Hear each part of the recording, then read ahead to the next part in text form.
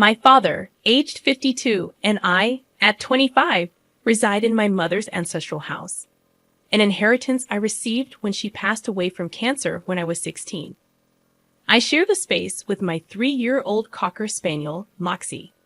Recently, my father surprised me by marrying his high school sweetheart, Steph, 51, whom he had been in contact with for almost 2 years.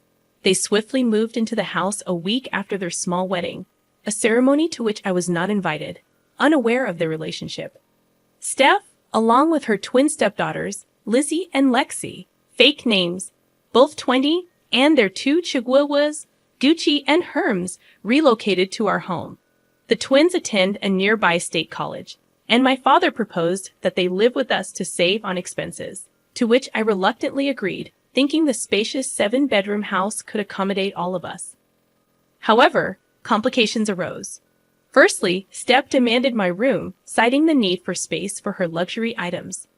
I firmly refused, asserting my long-standing claim to the room. A compromise was reached wherein my father offered his closet space to her.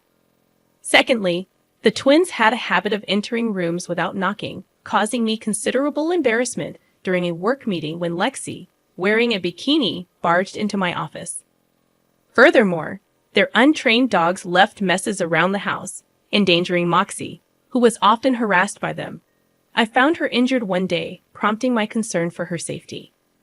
To aggravate matters, family photos, including those of my grandparents, great-grandparents, my mother's family, and myself, were repeatedly moved without my consent. In a recent incident, Steph replaced these pictures with her own, causing a heated argument between us. She insisted on setting house rules, claiming it was her domain, implying I lacked proper upbringing due to my mother's absence. I could not tolerate her disrespect in my own home. Furious, I confronted her, asserting my ownership of the house, and told her unequivocally that if she and her twins refused to respect my boundaries, they could pack their belongings and leave. I reminded her, "Lady, you are living under my roof," affirming my authority in the situation. "This house is my inheritance from my mother, and at this moment, you, your twins, and your dogs are trespassing. Get out before I call the cops." When my father returned home early that day after Steph told him what transpired, I explained my perspective. It was mentioned that they were still adjusting to the house, and the move had been challenging for them. I shared all the issues I had been facing, but my father insisted that things would improve if we gave them time. I had endured their behavior and reached my limit. I firmly stated that enough was enough. He continued to defend them, so I made a decision. I told him he could either move out with them or stay. But he had until the end of the week to make his choice. Did I do the right thing by forcing my dad to choose between me and his new family? I had given them a chance, but disrespecting my mother's memory in the house where we both grew up was my breaking point. The top comments before reading the updates were overwhelmingly supportive of my decision. "Definitely yes, good for you." Literally my first thought, nodding like yes. "Good, they sound terrible." "Girl, you did what you had to do, and I would 100% do the exact same thing. Your father, on the other hand, needs to grow some spine. It seems like she's got him wrapped around her fingers.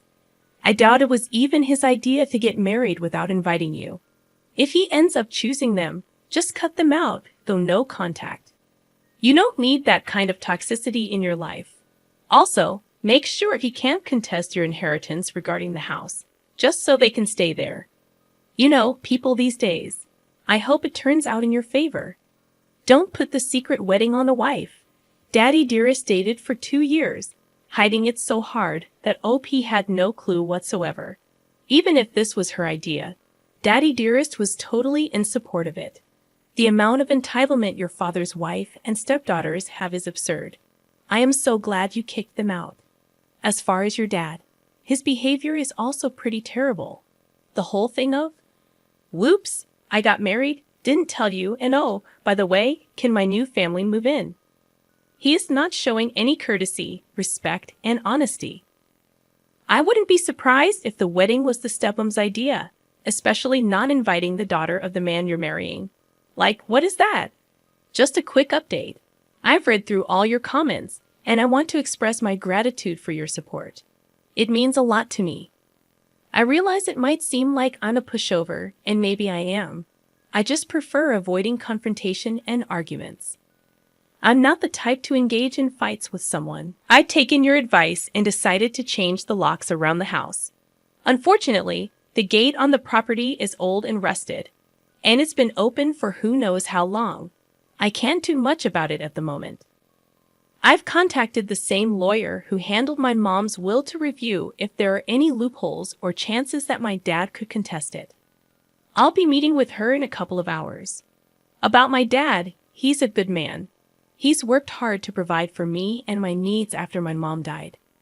He's never asked me to tap into my money to help with living expenses, etc. He earns a decent amount as an engineer, around 6 figures. So I don't think he's after my money, but I could be wrong.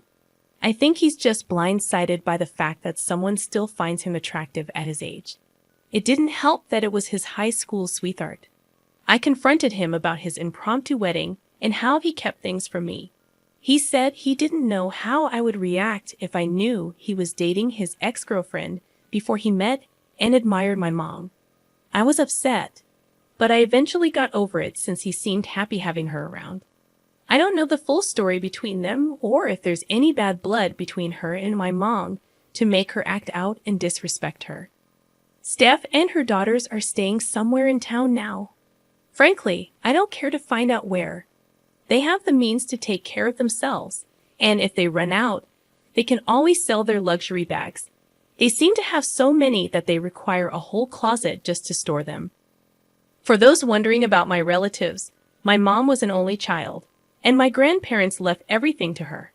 When my mom passed away, I inherited most of what she had, and she also left some to my dad. My grandparents on my dad's side live about 6 hours away with my uncles and cousins. So it's just me, my dad, and Moxie here. Speaking of Moxie, she's doing well.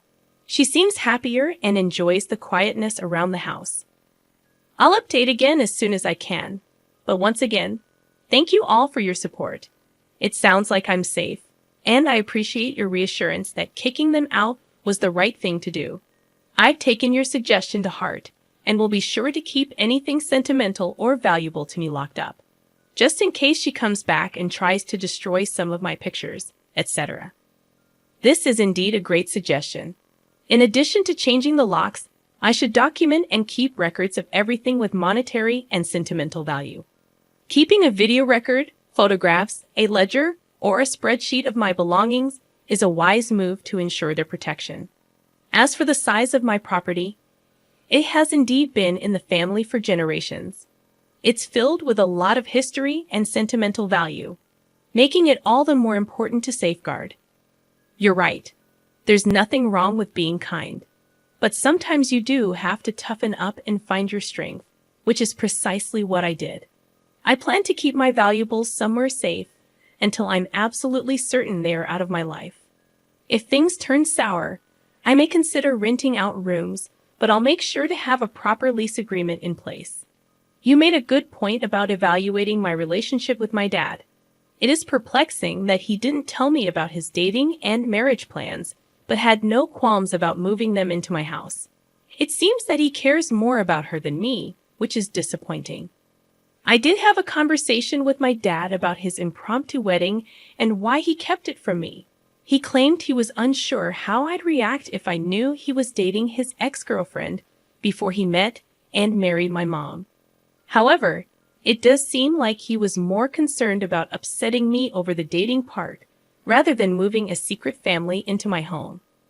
In truth, my dad's actions reflect that he doesn't truly care about how difficult this situation has been for me. It's as if he values his wife and her daughter's feelings more than mine. I appreciate your perspective and insights. Now, here's the second update. I spoke with my mother's previous lawyer, Amy, a fake name, about the issue on Saturday and inquired if there was a way to contest the will. Amy showed me the documents, indicating that my dad and I had both signed an agreement stating that we were in accord with what was left to us and that we wouldn't contest it in the future. She also advised giving them a 30-day notice to find a new place and move out to avoid legal troubles related to the inheritance issue. So, the inheritance matter has been resolved. On Saturday night, I was supposed to have dinner with just my dad, but apparently, a private discussion between a father and daughter became a family affair, with Steph and the twins present. To cut short the misery, I informed them that I had consulted Amy regarding the house and other legal matters, and that they had 30 days to find a new place and move out. Steph tried to object, but I shut her down, suggesting that we all go to family therapy and take some time to get to know each other. I rolled my eyes at the mere thought. I firmly stated that it had been months since they moved in, yet they hadn't made any effort to be a family unless they needed something. I had had enough, so I asked my dad if he was going with them or staying, indicating that his decision would determine which items he could take with him. He seemed confused, asking if I was kicking him out. I clarified that I wasn't, but wherever he decided to go, he would have to manage on his own. However, I made it clear that I wouldn't maintain contact if he chose to leave. Steph asked why I was evicting him from his own house, to which I replied that I inherited the house from my mother. There seemed to be a misunderstanding on their part, particularly with Lexi, who argued that it would be difficult to move since they were in the midst of finishing the spring semester and finals were just a few weeks away. I simply smiled and suggested they find a new place swiftly. After that, I left the conversation. On Easter Sunday, I invited my boyfriend, his family, and my two best friends over to celebrate. My dad had been calling me, and my brother had been answering his calls, inviting me to spend the day with them. However, as far as I'm concerned, the only family I recognize now are my two best friends, my boyfriend, and his family. It was a wonderful Sunday, filled with egg hunting, games, and a grand dinner, something I hadn't experienced in a long time. Everything felt just right. Currently, I'm in the process of meticulously documenting every item in the house worth over $500. I had some people over to assist with this task. All the locks have been changed, and I've only given a copy to my boyfriend. No need to worry about my dad asking him for a key since my dad doesn't approve of him, given his middle-class background. I've also taken steps to enhance security by hiring professionals to install a security system around the house and property. Additionally, I have a meeting scheduled with someone to discuss the fences and gates. I haven't tapped into the funds my mom left behind, as I've been using them for college tuition, dorm expenses, and other needs. However, given the urgency of the situation, I believe it's time to access those funds. All the family pictures and portraits are currently in storage, and other smaller valuables are stored in a safety deposit box. Important documents are kept in a water and fireproof safe that requires both a key and a pin to open, and it's situated in my room. I'm taking every precaution and advice that you've provided in the comments on my previous post. Thank you for your valuable suggestions. So, for now, that's the update. I'm not entirely sure why my dad is choosing to be with them rather than me, his own flesh and blood. I've come to accept that, for some unknown or unexplainable reason, they are more important to him. It's challenging, as he's the only family I have left here, and I'm not particularly close to his side of the family. However, once they move out, I plan to cut contact with him.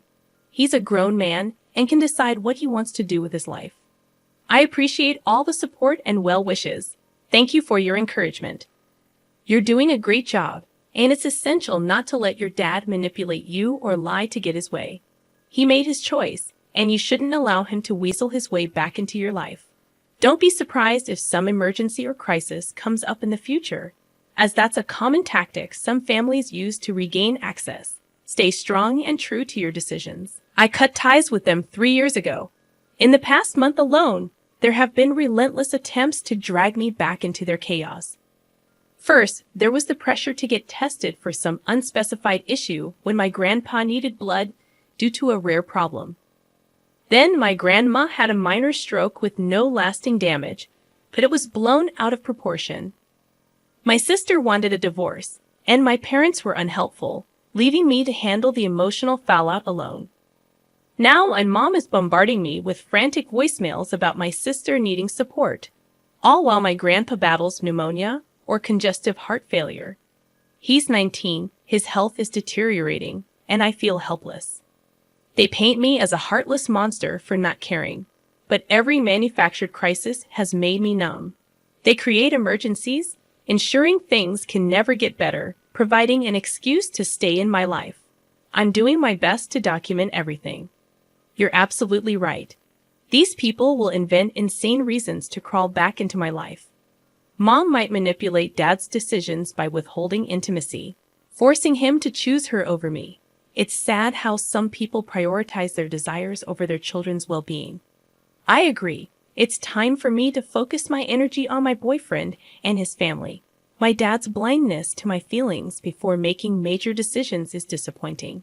While I'm an adult, if he's my only family, one would think he'd make wiser choices. I've seen worse situations on various platforms, like husbands leaving their wives for mistresses, so I should be able to handle this. I just hope my boyfriend isn't taking advantage of me. I should consider a prenuptial agreement to safeguard my interests. It's become apparent that she assumed my dad's house was her own, which is why she asked me to give up my room for her convenience. She underestimated my resolve, but it was a crafty move. Kudos to her. But this situation feels like a twisted version of Cinderella, where everything goes right for her, but not for the wicked stepmother and stepsisters. Boycotting contact after my dad moves his new family out seems necessary. He married her without considering my feelings, and he should have provided them with their own place from the start.